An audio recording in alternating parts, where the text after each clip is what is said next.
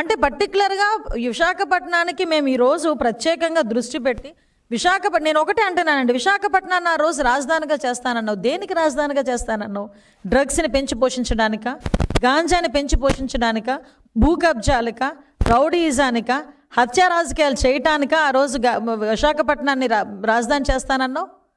ఈరోజు విశాఖపట్నం రాజధాని అని నువ్వంటే ఈరోజు విశాఖపట్నాన్ని ఒక ఎకనామిక్ హబ్గా తయారు చేయడానికి, ఇండస్ట్రియల్ హబ్గా తయారు చేయడానికి గౌరవ ముఖ్యమంత్రి గారు, గౌరవ నారా లోకేష్ గారు, ఐటీ శాఖ మంత్రి నారా లోకేష్ గారు ఇద్దరు కూడా అనకూడదు కానీ కాలికి బలపం కట్టుకున్నట్టుగా ప్రపంచ దేశాలన్నీ కూడా తిరిగి కొన్ని కంపెనీలని తీసుకొచ్చి ఈరోజు విశాఖపట్నంలో చదువుకునే వాళ్ళే కాదు, చుట్టుపక్కల మన రాష్ట్రంలోనే కాదు చుట్టుపక్కల రాష్ట్రాల్లో చదువుకునే పిల్లలకి కూడా ఒక భరోసా కల్పించారు. ఈరోజు ఆశ ఉంది. ఇంతకుముందు బీటెక్ చదివితే ఎందులో క్యాంపస్ ఇంటర్వ్యూస్ రాకపోతే ఎందులో జాయిన్ అవ్వాలో తెలియని పరిస్థితిలో బయటకు వచ్చి నీ చిన్న చిన్న ఉద్యోగాలు, ఆఖరికి బ్రాందీ షాప్లో నువ్వు పెట్టిన ఉద్యోగాలకి కూడా బీటెక్ స్టూడెంట్లు వెళ్ళిన పరిస్థితి. వాళ్ళకి తప్పదు. ఇంకా నేను తప్పు అనట్లేదు, అది తప్పక చేశారు.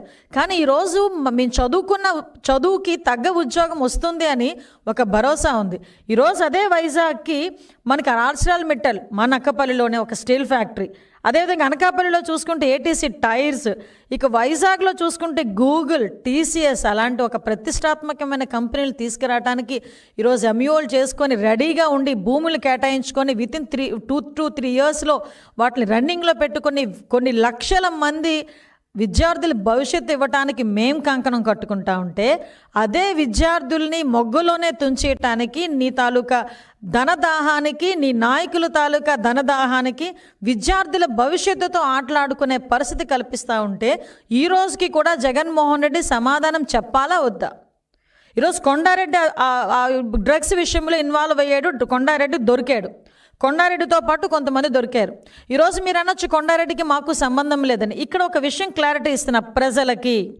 చాలా సందర్భాల్లో ఎక్కడైనా ఒక వ్యక్తి దొరికాడు అనుకోండి, మేము వెళ్తూ ఎవడైనా ఆన్ ది వే వచ్చి అమ్మ ఒక ఫోటోనో, సీఎం గారితో ఒక చిన్న ఫోటోనో అలా ఫోటో తీసుకుంటేనే ఎక్కడో ఏదో జరిగితే ఆ ఫోటోలు తీసుకొచ్చి సోషల్ మీడియాలో మా అనుచరులు అని చెప్పి పోస్టర్లు అంటించి లేకపోతే పోస్టర్లు తయారు చేసి మీ తాలూకా సోషల్ మీడియాలో మమ్మల్ని ట్యాగ్ చేస్తూ పెట్టుకుంటారు. ఒకసారి మనం చూస్తే ఇది కొండారెడ్డి అనే వ్యక్తి ఏదో కార్యకర్త కాదు. కొండారెడ్డి అనే వ్యక్తి విద్యార్థి విభాగానికి అధ్యక్షుడు. ఆ కొండారెడ్డి అనే వ్యక్తి చేసిన పాపాలకి ఆ రోజు ఈవెన్ మా ఈగల్ టీం కూడా ఒకసారి ప్రత్యేకమైన దృష్టి పెట్టి వాళ్ళ దగ్గరకు కూడా పట్టుకున్నవి 48 LSD బ్లాట్స్. ఆ LSD బ్లాట్స్ కూడా అలా ఉంటాయి. ఇలాంటివన్నీ కూడా మొబైల్ ఫోన్స్ ఇవన్నీ కూడా ఆ రోజు సీజ్ చేసాం. ఈ రోజుకి కూడా ఇన్వెస్టిగేషన్ జరుగుతుంది. అది పక్కన పెడితే హూ ఇస్ దట్ కొండారెడ్డి ఒకసారి మనం పెట్టుకుంటే ఒకసారి ఇంకా ఫొటోస్ ఒకసారి చూద్దాం. పులివెందుల ఎమ్మెల్యే గారితో ఒక ఫోటో, నాకు తెలిసి పులివెందుల ఎమ్మెల్యే గారితోనే మళ్ళా మా కోడిగుడ్డు మంత్రితో ఒక ఫోటో, ఆ కోడిగుడ్డు మాజీ మంత్రితో ఒక ఫోటో, అప్పటి ఎంపీ గారితో ఒక ఫోటో, ఇంకా చాలా ఉన్నాయిలేండి, ఆ లీలలు చాలా ఉన్నాయి. సో ఇలా ఎందుకు నేను ఈ ఫోటోలు చూపిస్తున్నానంటే కూడా చెప్తున్నానండి. నేనే అంటాను చాలా సందర్భాల్లో క్రిమినల్కి పార్టీలు ఉండకూడదు, క్రిమినల్కి మతం ఉండదు, క్రిమినల్కి కులం ఉండదు నేనే చెప్తా. ఎస్, ఈ రోజుకి నేను కట్టుబడి ఉన్నా. కానీ ఎవరైనా ఈరోజు మా సొంత కార్యకర్త ఎవడు తప్పు చేశాడు, అంతెందుకండి, ఆ కిరణ్ భారతిరెడ్డి గారి గురించి తప్పుగా మాట్లాడితే సోషల్ మీడియాలో ఆ రోజు సాయంత్రానికి అరెస్ట్ చేశాం. ఈ విషయంలోని చాలామంది పార్టీ పరంగా మమ్మల్ని కొన్ని వ్యక్తులు కొంతమంది టార్గెట్ చేసినా కూడా నిబద్ధతకి నిలబడ్డాం. ఆ రోజు తప్పు, ఏ ఆడకూతురైనా ఆడకూతురే, ఏ ఆడబిడ్డ అయినా ఆడబిడ్డే, ఎవరైనా ఆడబిడ్డని మామూలుగా మాట్లాడితే తప్పు అని చెప్పి, మరి సోషల్ మీడియాలో నీచంగా మాట్లాడితే తప్పు అని చెప్పి ఇమీడియట్గా మేము ఆ రోజు అతన్ని అరెస్ట్ చేసాం. కానీ ఈరోజు పరిస్థితి చూస్తూ ఉంటే ఒకసారి మనం క్రోనలాజికల్గా కూడా అతని తాలూకా నైజాన్ని ఆలోచించుకుంటే అనంతబాబు అనే ఎమ్మెల్సీ డ్రైవర్ సుబ్రహ్మణ్యాన్ని చంపి డోర్ డెలివరీ చేస్తే ఈ రోజుకి కూడా చర్యలు లేవు. దౌర్భాగ్యం ఏంటంటే అతడేసే క్వశ్చన్స్కి కూడా మంత్రులుగా మేము సమాధానం చెప్పుకోవాల్సిన దుస్థితి. అంటే ఒక హత్య చేసినోడు కూడా చట్టసభల్లో కూర్చొని ప్రజలకు సంబంధించిన క్వశ్చన్లు వేస్తూ ఉంటే మేము సమాధానం చెప్పుకునే పరిస్థితి. అంటే ఎలా ప్రోత్సహిస్తున్నాడని చెప్పేదానికి చెప్తున్నాం. నెక్స్ట్ ఇంకొకటి చూస్తే మనకి ఈరోజు ఈ కొండారెడ్డిని కనీసం పార్టీకి సంబంధం ఉన్న వ్యక్తిని మేము సస్పెండ్ చేస్తున్నామని కానీ డిస్మిస్ చేస్తున్నామని కానీ ఇలాంటి మాటలు మాట్లాడరు. ఎక్కడైనా ఏదైనా ఒక చిన్న ఇన్సిడెంట్ జరిగిందంటే భూతద్దంలో పెట్టి ఎదుగుతారు. ఎందుకంటే అందులోని అయ్యో పాపం అక్కడ ఏం జరిగింది, వాళ్ళు ఎలా చనిపోయారు, వాళ్ళని ఎలా రక్షించాలి, వాళ్ళని ఎలా కాంపన్సేట్ చేయాలి, వాళ్ళ గురించి ఎలా న్యాయ పోరాటం చేయాలనేది పక్కన పెట్టి అక్కడ వాళ్ళు వచ్చి ఎదిగేది ఏంటో తెలుసా అండి, అక్కడ ఆ ఇన్సిడెంట్కి తెలుగుదేశం పార్టీ వాళ్ళకి ఏమైనా లింకులు ఉన్నాయో లేదో ఎదుగుతారు. వాళ్ళు ఎతికి ఎక్కడో చివరిన ఒక చిన్న ఫోటోనో లేకపోతే ఒక చిన్న కామెంట్నో పట్టుకుని దానికి తెలుగుదేశం పార్టీని రంగును పొలవటానికని తీసుకొచ్చి చాలా ట్రై చేసి ఆర్టిస్టిక్గా తయారు చేసి సోషల్ మీడియాలో వదులుతారు. అది ప్రజలు నమ్ముతారని ఆలోచిస్తారు. కానీ మేము అలా మాట్లాడట్లే. ఈరోజు తప్పు చేసిన ఎవడైనా, అది ఏ పార్టీ ఓడైనా, ఏ కులమోడైనా, ఏ మతమోడైనా తప్పు చేస్తే శిక్ష పడాల్సిందే. దానికి సంబంధించి మేము యాక్షన్ తీసుకుంటాం. అది మీరైనా మేమైనా ఎవరమైనా అందులో ఎక్కడ కూడా మేము లైన్ దాటే ప్రసక్తి లేదు. ఎట్టి పరిస్థితులు బ్యాక్ స్టెప్ వేసే ప్రసక్తి లేదు. దయచేసి ఇప్పుడు విషయాలు మేము చూస్తే ఈరోజు ఈగల్ ఎంత పర్ఫెక్ట్ వేలో పనిచేస్తుందండి. ఈగల్ నేను అప్రిషియేట్ చేస్తున్నా.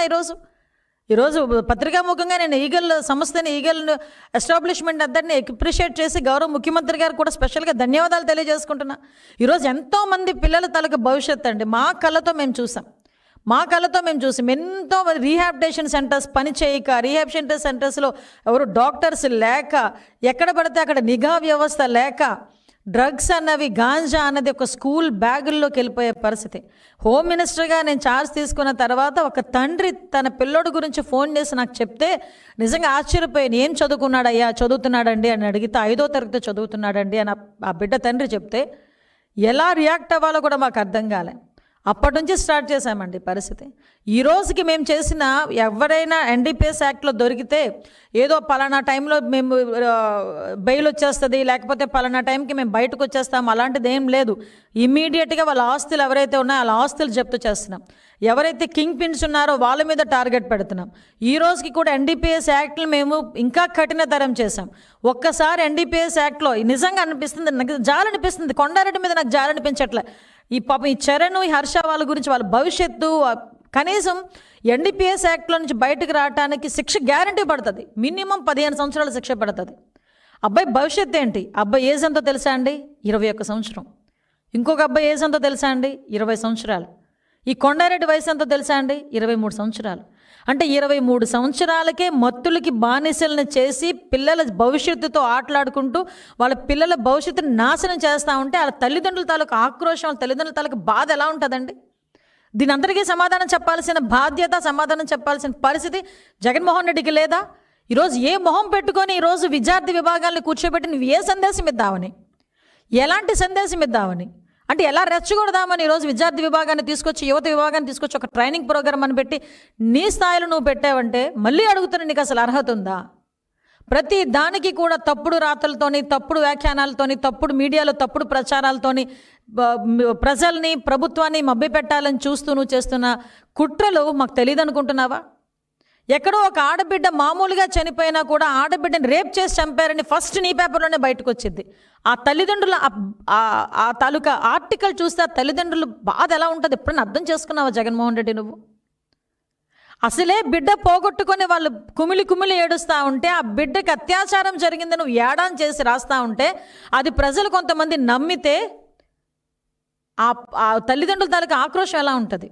నిన్నగాక మొన్న ఏలూరులో, నిన్ననే చెప్పాను, ఏలూరులో బాలిక అంటే స్కూల్ డ్రెస్ వేసుకుంటే బాలికేనా? ఇంకా ఆ బాలికని మద్యం పట్టించి లైంగిక దాడి చేసి అపస్మారక స్థితిలో వదిలేసి వెళ్ళిపోయారు. ఇది ఆర్టికల్ రాశాడు.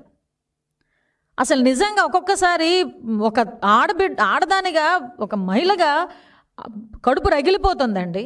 ఏ ఆడపిల్లనబ్బా అది అనకూడదు, కానీ బిచ్చమెత్తుకునేదైనా ఏ పొజిషన్లో ఉన్నా ఆడదే. ఆ మనస్తత్వం అలానే ఉంటుంది. నువ్వు ఆడబిడ్డ, అసలు అమ్మాయి పెళ్ళయింది, 2 పిల్లల తల్లి, భర్తతో చిన్న విభేదాలు ఉన్నాయి. ఆ అమ్మాయి ఏదో తన మానసిక పరిస్థితి బట్టి షాప్లోకి వెళ్ళి కొనుక్కొని తెచ్చుకొని ఆ అమ్మాయి డ్రింక్ చేసి అపస్మారక స్థితిలో ఫిట్స్ వచ్చి పడిపోతే చుట్టుపక్కల వాళ్ళు వచ్చి నీళ్లు జల్లి ఆ అమ్మాయిని లేపి కూర్చోబెడితే దాన్ని తీసుకొచ్చి నీ నరేషను, నీ కథ, స్క్రీన్ ప్లే, డైరెక్షన్, ఫిల్మ్ వదిలేసావు. ఎలా కొట్టుకు చేస్తారో చావండి అని చెప్పి వదిలేసావు. ఈరోజు మీకు కేసులు ఫైల్ చేయాలి. డెఫినెట్గా ఇలాంటి తప్పుడు రాతలు రాసే వాళ్ళ మీద కేసులు ఫైల్ చేయాలి. కర్నూలులోని బస్సు యాక్సిడెంట్లో 19 మంది చనిపోయి 19 మంది కుటుంబాలు దుఃఖంలో ఉంటే దాన్ని ఎలాగ నువ్వు కన్సోల్ చేయాలి, ఎలాగ వాళ్ళకి మనం సానుభూతి తెలపాలన్నది ఒక పదం రాకుండా నీ తాలూకా పేటీఎం బ్యాచ్లు ఉపయోగించుకొని చీప్ లెక్కర్ తాగాడు. చూసొచ్చాడా, ఎవరిని పట్టాడా? మొన్న రీసెంట్గా మన కాశీబుగ్గలోని వెంకటేశ్వర స్వామి టెంపుల్లో స్టాంపేడ్ అయ్యి చనిపోతే అక్కడికి వెళ్ళి ఆ పాండా గారిని ఎలా జరిగిందో చెప్పు, పోలీసులకి మీరు ఇచ్చారా, పోలీసులకి మీరు చెప్పారా అంటే పాపం పెద్ద ఆయన నేను చెప్పలేదు అని క్లియర్గా అన్నా కూడా ప్రభుత్వానిదే. ఆఫ్కోర్స్ మా హయాంలో జరిగిన దానికి మేము ఎంతవరకు బాధ్యత తీసుకోవాలి, ఎంతవరకు మేము రెక్టిఫై చేసుకోవాలని చేసుకుంటాం. కానీ ఈరోజు కొన్ని లక్షల కోట్ల విద్యార్థుల భవిష్యత్తుని నీ తాలూకా నాయకులు చేస్తున్న డ్రగ్స్ వ్యాపారానికి, గాంజా వ్యాపారానికి బలైపోతా ఉంటే నువ్వు ఏ సమాధానం చెప్తావు? ఆ తల్లిదండ్రులని ఏ సమాధానం చెప్తావు? తల్లిదండ్రులకి ఏం సమాధానం చెప్తావు?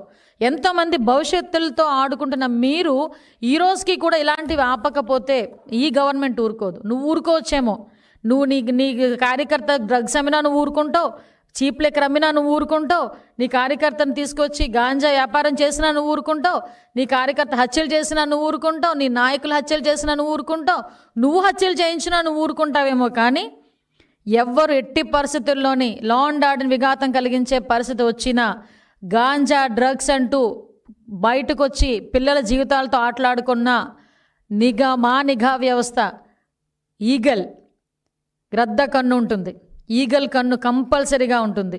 ఆ నిఘా కన్నుతో మీరు కలుగుల్లో దాక్కున్నా కూడా బయటకు తీసుకొచ్చి మిమ్మల్ని శిక్షించి ఈ విద్యార్థుల భవిష్యత్తును కాపాడుకునే బాధ్యత ఈ గవర్నమెంట్ ఎన్డీఏ కూటమి ప్రత్యేకంగా గౌరవ ముఖ్యమంత్రి గారు తీసుకుంటారని మీ అందరికీ కూడా తెలియజేసుకుంటూ ఒక్కసారి హెచ్చరిస్తూ సెలవు తీసుకుంటున్నాను.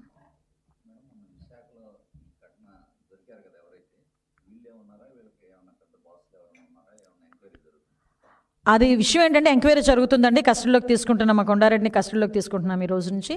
విషయం ఏంటంటే వాళ్ళు నేను తర్వాత మొత్తం అంతా నేను కనుక్కుంటే వాళ్ళు కేవలం ఇలా కొంచెం ఫైనాన్షియల్గా వీక్గా ఉన్న పిల్లల్ని, అలాంటి పిల్లల్ని ఎంచుకొని ఒక్కొక్కసారి ఒక్కొక్క బ్యాచ్ని పంపిస్తారనమాట. ఈసారి చరణ్, ఈ హర్ష వీళ్ళిద్దరూ బెంగళూరు పంపించాడు. బెంగళూరు పంపించిన తర్వాత అక్కడ స్మగ్లర్తో వీళ్ళని కనెక్ట్ చేస్తారు. వీళ్ళందరూ ఒక గ్రూప్ కాల్ మాట్లాడతారు. వీళ్ళు తెలివితేటలు ఎంతవరకు ఉంటాయంటే ఫ్లైట్లో వచ్చినా ఎక్కడొచ్చినా పట్టుకుంటారు, అదే కనుక ట్రైన్లో వస్తే కనుక పట్టుకోరు, కొంచెం నిఘా తక్కువగా ఉంటుందని చెప్పి ట్రైన్లో తీసుకొచ్చి వచ్చిన తర్వాత మాకు వచ్చే ఇన్ఫర్మేషన్ మాకు ఉంటుంది. మా నిఘా వ్యవస్థ చాలా బలంగా పనిచేస్తుంది. రైల్వే డిపార్ట్మెంట్తోని, అదేవిధంగా చుట్టుపక్కల రాష్ట్రాల డిపార్ట్మెంట్స్తో కూడా మేము కోఆర్డినేషన్తో పనిచేస్తున్నాం. ఇటు ఒరిస్సా, అదేవిధంగా ఇటు మనకి తమిళనాడు, కర్ణాటక, కేరళ, ఈ సరౌండింగ్ మన సరిహద్దుల్లో ఉన్న ప్రతి రాష్ట్రంతో మేము కోఆర్డినేట్ చేసుకుంటున్నాం. కాబట్టి మాకు ఈజీగా ఇన్ఫర్మేషన్ రావటం, ఈ ఇన్ఫర్మేషన్ వచ్చిన వెంటనే టాస్క్ ఫోర్స్ డిపార్ట్మెంట్ సాయంతో eagle department, Vizag task force కలిపి ఈరోజు ఈ ఆపరేషన్